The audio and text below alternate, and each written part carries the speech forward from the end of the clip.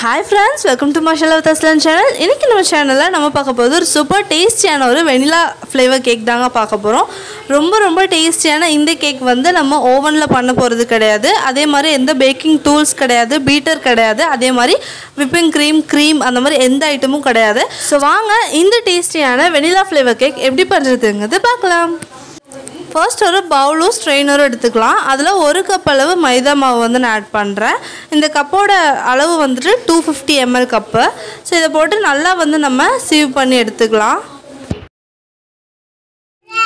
அடுத்த இதில் 1 டீஸ்பூன் அளவு பேக்கிங் பவுடர் நான் ஆட் பண்ணுறேன்.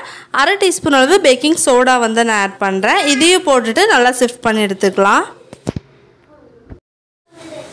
இது நல்லா செட் பண்ணி எடுத்த அப்புறமா நம்ம ஒரு விஸ்க் வச்சு இதை நல்லா வந்து மிக்ஸ் பண்ணி விட்டுறலாம். நம்ம ஆட் பண்ண பேக்கிங் சோடா, பேக்கிங் பவுடர், மாவு எல்லாமே நல்லா ஒட்டுக்காக கலக்கட்டும். அந்தளவுக்கு நல்லா மிக்ஸ் பண்ணிவிட்டு இது ஒரு சைடில் க்ளோஸ் பண்ணி எடுத்து வச்சுருங்க. அடுத்ததாக நான் இங்கே 3 முட்டையோட மஞ்சக்கருவு தனியாக எடுத்துகிட்டு வெள்ளைக்கருவு மட்டும் எடுத்திருக்கேன். இதை நம்ம ஒரு விஸ்க் வச்சு நல்லா கையிலே வந்து பீட் பண்ணி எடுக்க போகிறோம். நல்லா ஃபாஸ்ட்டாக வந்து பீட் பண்ணி எடுக்கணும். இடையில நிறுத்தக்கூடாது. நிறுத்தாமல் வந்து பீட் பண்ணி எடுத்துக்கோங்க. ஃபஸ்ட்டு ஒரு 2 to 3 minutes நிறுத்தாமல் நல்லா வந்து நம்ம அடித்து எடுத்துக்கலாம். பாருங்கள், லைட்டாக வந்து அது நொர வர ஆரம்பிச்சிருச்சு. இது வந்து நல்லா ஒரு ஒயிட்டிஷாக வந்து ஒரு நொர வரும். அது வரைக்கும் கொஞ்சம் நிறுத்தாமல் விஸ்கை வச்சு நல்லா அடிச்சுட்டே இருங்க. பாருங்கள், இது இன்னும் கொஞ்சம் லைட்டாக வந்து ஃப்ளஃப் ஆக ஆரம்பிச்சிருக்கு. இதே மாதிரி விஸ்க் வச்சு நீங்கள் பீட் பண்ணிகிட்டே இருங்க. பாருங்கள், இந்தளவுக்கு இது ஒயிட்டான அப்புறமா நான் ஒரு 1/2 கப் அளவு சர்க்கரை எடுத்து மிக்சியில் பொடிச்சு வச்சுருக்கேன். அதை வந்து ஒரு பேட்ச் ஆட் பண்ணி அது கூடயும் நல்லா சேர்ந்து இதை நல்லா பீட் பண்ணலாம். கரெக்டாக ஒரு 7லேருந்து 8 நிமிஷம் வரைக்கும் ஆகும் நமக்கு. அடுத்த பேட்ச் ஆஃப் சுகரும் வந்து நம்ம ஆட் பண்ணிக்கலாம். ஆட் பண்ணிட்டு நல்லா வந்து விஸ்க் பண்ணிக்கலாம். நல்லா கைவிடாமல் விஸ்க் பண்ணிகிட்டே இருக்கணும். அப்போ தான் நமக்கு அந்த ஒரு கன்சிஸ்டன்சி வந்து வரும், எக்கோட கன்சிஸ்டன்சி. பாருங்கள், இந்த அளவுக்கு இது ஃப்ளஃபப்பாக இருக்குது. இன்னும் நம்ம நல்லா வந்து அடிச்சுக்கலாம். ஒரு 7லேருந்து 8 நிமிஷம் வரைக்கும் நம்ம இதை நல்லா கைவிடாமல் அடித்தா போதும். இது நல்லா நமக்கு தேவையான அந்த கன்சிஸ்டன்சி வந்து வந்துடும். முட்டை வந்து மஞ்சக்கருவு தனியாக வெள்ளைக்கருவு தனியாக பிரிக்கும்போது ரொம்ப கேர்ஃபுல்லாக பிரிச்சுடுங்க. கொஞ்சம் கூட மஞ்சக்கருவு கலந்தாலும் நமக்கு எக்கோட ஒயிட் வந்து இந்தளவுக்கு ஃப்ளஃபப் ஆகவே ஆகாது. ரொம்ப கஷ்டமாக இருக்கும். ஸோ கரெக்டாக வந்து பிரித்து எடுத்துக்கலாம். பாருங்கள், இந்த அளவுக்கு நான் வந்து அடித்து எடுத்துட்டேன். அதே மாதிரி ஏன் கைவிடாமல் அடிக்கணும் அப்படின்னு சொல்கிறேன்னா, இடையில கொஞ்ச நேரம் நம்ம விட்டாலும் அந்த முட்டையில் இருக்கிற தண்ணி வந்து தனியாக வந்து இதாக ஆரம்பிச்சிடும். அதுக்கப்புறம் நம்ம வந்து அடித்தோன்னா அது வந்து ஃப்ளஃபப் ஆகவே ஆகாது. அதனால தான் கைவிடாமல் வந்து நம்ம அடித்து எடுக்கிறோம். இப்போது ஒரு முட்டையோட மஞ்சக்கரு வந்து நம்ம ஆட் பண்ணிக்கலாம். ஆட் பண்ணிவிட்டு அதை வந்து மெதுவாக மிக்ஸ் பண்ணி விட்டுருங்க. அடுத்த மஞ்சக்கருவை ஆட் பண்ணிக்கிறேன். இந்த மாதிரி ஒரு டைம் ஒரு முட்டையோட மஞ்சக்கருவை ஆட் பண்ணிட்டு மிக்ஸ் பண்ணி விடுங்க. ஒட்டுக்கா எல்லாத்தையும் போட்டு கலக்க வேண்டாம்.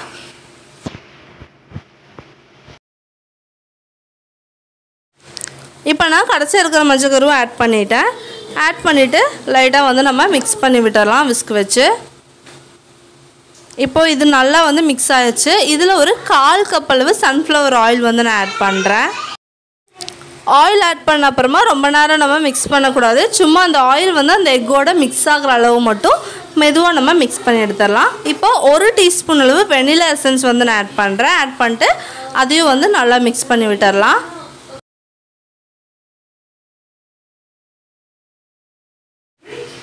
இப்போது வெட் இன்க்ரீடியன்ஸ் எல்லாமே நல்லா மிக்ஸ் ஆகிடுச்சு. நம்ம ரெடி பண்ணி வச்சுருந்த கேக் ஃப்ளவர் இருக்குது இல்லையா, பேக்கிங் பவுடர், சோடா எல்லாம் போட்டு ரெடி பண்ணி வச்சோம்ல, அதை ஒரு 2 பேட்சாக நம்ம ஆட் பண்ணி மிக்ஸ் பண்ணி எடுத்துக்கலாம்.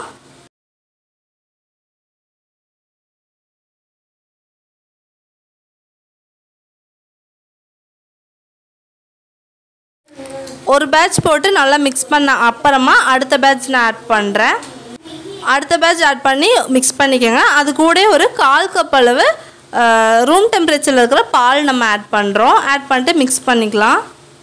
மொத்தமாக 1/2 கப் அளவு பால் நம்ம ஆட் பண்ண போகிறோம். இதை மிக்ஸ் பண்ணி விட்ட அப்புறமா இன்னொரு 1/4 கப் அளவு பாலும் நான் ஆட் பண்ணுறேன். ஆட் பண்ணி நல்லா மிக்ஸ் பண்ணி எடுத்துக்கிறேன்.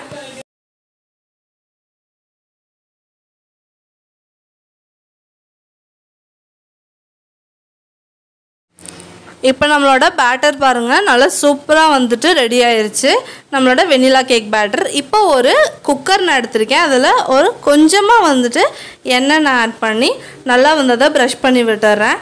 கையிலேயே கூட நீங்கள் வச்சு நல்லா வந்து தேய்ச்சி விட்டுறலாம். எல்லா பக்கமும் நல்லா வந்துட்டு ஆயில் வந்து ப்ரஷ் பண்ணிக்கோங்க. இப்போ கொஞ்சமாக மைதா மாவு வந்து நம்ம ஆட் பண்ணுறோம். இது வந்து பட்டர் பேப்பர் இருந்துச்சுன்னா நீங்கள் பட்டர் பேப்பர் கீழே போட்டுக்கலாம். பட்டர் பேப்பர் இல்லைங்கிற பட்சத்தில் இந்த மாதிரி மைதா வந்து நம்ம போட்டுக்கலாம். நான் இன்றைக்கி பட்டர் பேப்பர் யூஸ் பண்ணாமல் மைதா தான் போட்டு இதை பேக் பண்ணி எடுக்க போகிறேன். நல்லா வந்து சைட்லெல்லாம் அந்த மாவு வந்து ஆகிற மாதிரி நல்லா வந்து ஸ்ப்ரெட் பண்ணி விட்டுக்கோங்க. இப்போ வந்து அதில் அதிகமாக இருக்கிற மாவு வந்து இந்த மாதிரி தட்டி நம்ம வெளியில் எடுத்துடலாம்.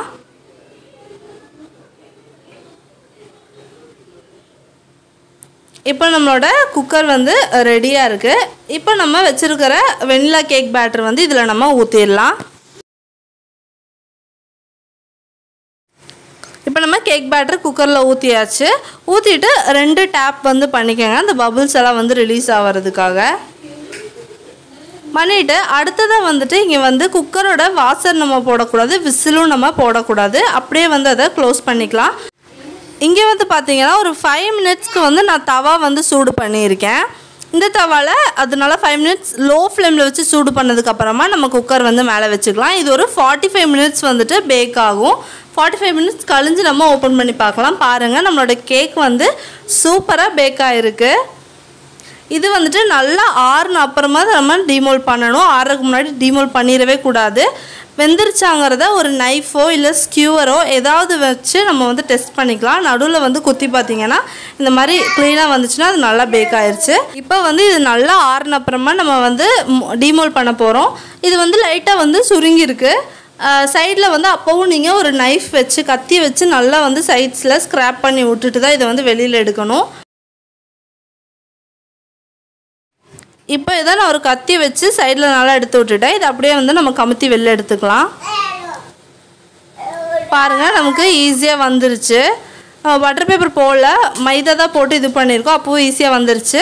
பட்டர் பேப்பர் போட்டிருந்தா இந்த மாதிரி வந்து நமக்கு குக்கரில் இந்த மாதிரி ஆயிருக்காது. ஸோ வந்து ஈஸியாக நம்மளோட கேக் வந்து சூப்பராக பேக்காகி வந்துருச்சு குக்கரில். இப்போது இதை வந்துட்டு நான் வந்து 3 பீசஸாக வந்து கட் பண்ணுறேன். பாருங்கள் சூப்பராக வந்து ரெடி ஆகிருக்கு. ஓவன் கேக் மாதிரியே இருக்குது. 3 பீசஸாக வந்து நான் இப்போ கட் பண்ண போகிறேன். இதை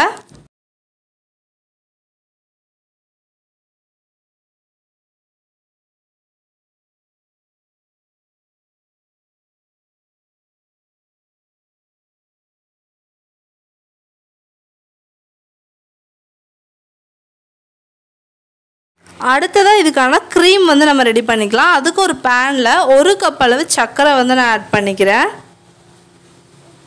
அடுத்ததாக அதே கப்பில் 1 கப் அளவு மைதா நான் ஆட் பண்ணிக்கிறேன். அடுத்து அதே கப்பில் 1 கப் அளவு பாலும் வந்து நான் ஆட் பண்ணிக்கிறேன்.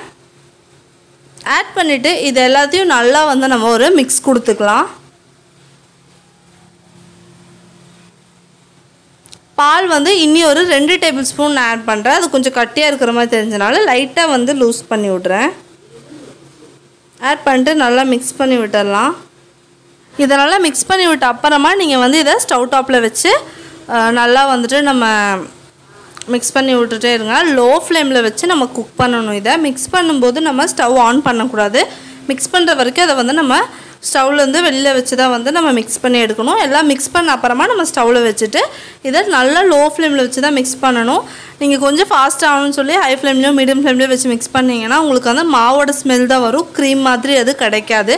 ஸோ நல்லா வந்து இதை லோ ஃப்ளேம்லேயே வச்சு ஒரு 15 மினிட்ஸ்லேருந்து 20 மினிட்ஸ் வரைக்கும் ஆகும். அது வரைக்கும் நம்ம நல்லா வந்து குக் பண்ணி எடுத்துக்கலாம். பாருங்கள் இது லைட்டாக திக்காகிட்டே இருக்குது. இதை ஆஃப் பண்ணியாச்சு. இப்போ நான் ஆஃப் பண்ண அப்புறமா இதில் 1 டீஸ்பூன் அளவு வெனிலா எசன்ஸ் வந்து ஆட் பண்ணுறேன். இது வந்து நமக்கு அந்த க்ரீமுக்கு சூப்பரான ஒரு ஃப்ளேவர் இருக்கும். அந்த க்ரீம் நல்லாயிருக்கும் சாப்பிட்றதுக்கு. அதனால் மிக்ஸ் பண்ணி விட்றலாம். இப்போ இது நல்லா ஆறிடுச்சு பாருங்கள். நல்லா ஆறின அப்புறமா தான் நம்ம இதை வந்து க்ரீம் பண்ணுறதுக்காக எடுக்கிறோம். இப்போது 200 கிராம்ஸ் அளவு பட்டர் நான் எடுத்துருக்கேன். ரூம் டெம்பரேச்சரில் இருக்கிற பட்டர் எடுத்துக்கோங்க. எடுத்துகிட்டு ஏதாவது ஒரு கரண்டி இல்லைன்னா விஸ்க் வச்சு இதை நல்லா வந்து மிக்ஸ் பண்ணி விடுங்க. பீட்டர் இருந்துச்சுங்கிற பட்சத்தில் பீட்ரு வச்சு நல்லா அடிச்சிங்கன்னா இது நல்லா ஃப்ளஃப் ஆயிரும். பீட்ரு இல்லைன்னா ஒரு பிரச்சனையும் கிடையாது. ஒரு கரண்டி இல்லைன்னா விஸ்க் எடுத்துக்கலாம். நான் வந்து கரண்டியில் மிக்ஸ் பண்ணி பார்த்தேன், அந்தளவுக்கு அது எனக்கு மிக்ஸ் ஆகிறதுக்கு வந்து சரியாக வரல. அதனால் நான் ஒரு விஸ்க் எடுத்துகிட்டு இதை நல்லா மிக்ஸ் பண்ணி விட்டுக்க போகிறேன். பாருங்கள், நல்லா வந்துட்டு இதை ஃப்ளஃப் அப் பண்ணிக்கலாம். இது வந்து ஒரு 2 to 3 மினிட்ஸ்லேயே வந்து நம்ம பட்டர் வந்து நல்லா ஃப்ளஃப் அப் ஆகி கிடச்சிரும். பாருங்கள், நல்லா ஒயிட்டிஷாக ஆகிட்டுருக்கு. பாருங்கள், விஸ்க் வச்சே வந்து நம்ம இந்த அளவுக்கு வந்து ஒயிட்டிஷாக நம்ம அடித்து எடுத்தாச்சு. எந்த அளவுக்கு ஃப்ளஃப் அப் பண்ண முடியுமோ அந்தளவுக்கு வந்துட்டு நீங்கள் விஸ்க் வச்சு அடித்தே வந்து ஃப்ளஃப் அப் பண்ணிக்கோங்க பட்டரை. இப்போ பட்டர் இந்த ஸ்டேஜ் வந்த அப்புறமா நம்ம வச்சுருக்கிற மைதா க்ரீம் இருக்கு இல்லையா, அதை வந்து நம்ம இதில் ஆட் பண்ணிக்கலாம். நான் வந்து இதை ரெடி பண்ணி எடுத்த அப்புறமா ஃப்ரிட்ஜில் வச்சு 1 hour 2 hour கழிஞ்சு நான் வந்து இதை எடுத்து ஃப்ராஸ்ட் பண்ண போகிறேன் கேக்கில்.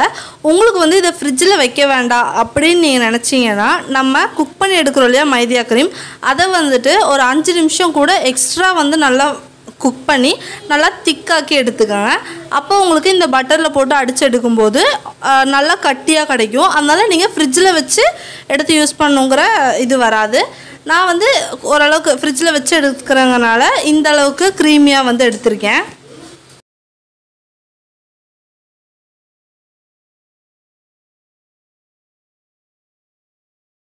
இப்போ நான் இருக்கிற எல்லா க்ரீமும் வந்து இதில் போட்டு ஆட் பண்ணி நல்லா விஸ்க் பண்ணி எடுத்து வச்சுட்டேன். இதை வந்து நம்ம இப்போ ஃப்ரிட்ஜில் ஒரு 1 to 2 hour வந்து வச்சு எடுத்துடலாம். பாருங்கள், ஒரு 2 hour கழிஞ்சு நம்மளோட க்ரீம் வந்து இந்த அளவுக்கு கட்டியாக வந்து ஆயிருக்கு. இதை வந்து திருப்பியும் நம்ம விஸ்க் வச்சு நல்லா அடிக்க போகிறோம். நல்லா வந்து அடித்து மிக்ஸ் பண்ணி எடுத்துக்கோங்க. இது நல்ல ஒரு க்ரீம் டெக்ஸ்சருக்கு வந்து வந்துடணும். பாருங்கள், நல்லா வந்து நான் விஸ்க் பண்ணி எடுத்தாச்சு. இப்போ இது ஒரு நல்ல க்ரீமி டெக்ஸ்சரில் இருக்குது, நல்ல ஒரு ஸ்டிக் பீக்ஸோடு இருக்குது. இப்போ இது வந்து நம்ம சூப்பராக வந்து நம்மளோட கேக்கில் ஃப்ராஸ்டிங் பண்ண ஆரம்பிக்கலாம். இப்போ நான் ஒரு பிளேட்டில் நம்மளோட ஃபஸ்ட் லேயர் ஆஃப் கேக் வந்து வைக்கிறேன்.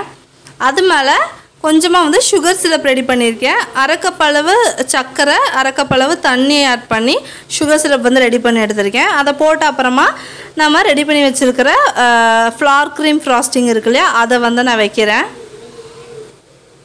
இந்த க்ரீம் வந்து நல்ல டேஸ்டியாக இருக்கும். அதே சமயத்தில் நீங்கள் அந்த மைதா வந்து லோ ஃப்ளேமில் நல்லா குக் பண்ணி எடுக்கணும். வெனிலா எசன்ஸ் வந்து ஆட் பண்ணணும். ஆட் பண்ணும்போது அதோட டேஸ்ட் வந்து இன்னும் நல்லா என்ஹான்ஸ் ஆகும். அடுத்த லேயர் ஆஃப் கேக் வச்சு அதே மாதிரி கொஞ்சமாக சுகர் சிரப் வந்து ஸ்ப்ரே பண்ணி விட்டுட்டு அடுத்த லேயர் வந்து நம்ம க்ரீம் வச்சிடலாம். இப்போது லாஸ்ட் லேயர் வச்சாச்சு. அதில் கொஞ்சமாக சுகர் சிரப் போட்டு விட்டுட்டு அடுத்த க்ரீம் வந்து வச்சிடலாம். வச்சு ஃபுல்லாக வந்து நம்ம ஃப்ராஸ்ட் பண்ண ஆரம்பிச்சிடலாம்.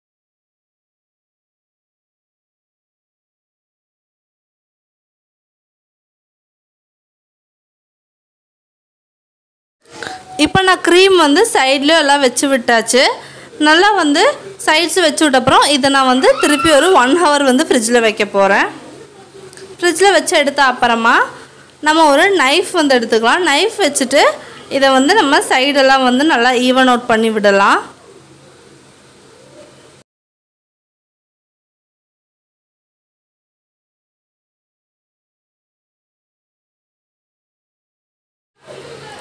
இப்போ வந்து நான் நைஃப் வச்சே வந்து என்னால் முடிஞ்ச வரைக்கும் நான் சைட்ஸ் எல்லாம் வந்து ஈவன் அவுட் பண்ணி வச்சுட்டேன்.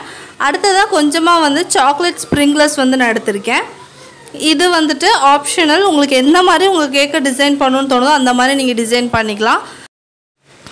டைரி மில்க் சாக்லேட் இருக்கு இல்லையா, அதை கூட எடுத்துகிட்டு துருவுற இதில் வந்து நல்லா துருவிட்டு அதை கூட நம்ம மேலே போட்டு விட்டால் அதுவும் ரொம்ப அழகாக இருக்கும். இது என் கையில் இருந்தனால நான் வந்து வச்சு விட்றேன். சைட்ஸ் எல்லாத்துலேயும் வந்து வச்சுட்டு மேலேயே கொஞ்சம் வந்து நான் அதை ஸ்ப்ரிங்கிள் பண்ணி விட்டுறேன். இப்போ நம்மளோட சூப்பர் டேஸ்டியான வெனிலா ஸ்பாஞ்ச் கேக் எந்த ஓவன், பீட்டர், டூல்ஸ் எதுவும் இல்லாமல், க்ரீம் எதுவுமே இல்லாமல் சூப்பராக ரெடி ஆயிடுச்சு. இப்போ நான் உங்களுக்கு அதை கட் பண்ணி காட்டுன்னு பாருங்கள். நல்ல டேஸ்டியாக இருந்துச்சு வெனிலா ஃப்ளேவர் கேக்கு. கண்டிப்பாக வீட்டில் எல்லோரும் ட்ரை பண்ணி பாருங்கள். ட்ரை பண்ணி பார்க்கும்போது உங்களுக்கு எப்படி வந்துச்சுங்கிறது கண்டிப்பாக எனக்கு கமெண்ட் செக்ஷனில் வந்து ஷேர் பண்ணுறதுக்கு மறக்காதீங்க. இப்போ பாருங்கள், நம்ம கேக் வெளியில் எடுத்து காட்டுறேன். பாருங்கள், சூப்பராக வந்து லேயர் ஆகிருக்கு. ரொம்ப ரொம்ப டேஸ்டியாக அந்த க்ரீம் வந்து சூப்பர் அல்டிமேட் டேஸ்ட்டாக இருந்துச்சு. கேக்கும் வந்து சூப்பர் சாஃப்டாக சூப்பராக இருந்துச்சு.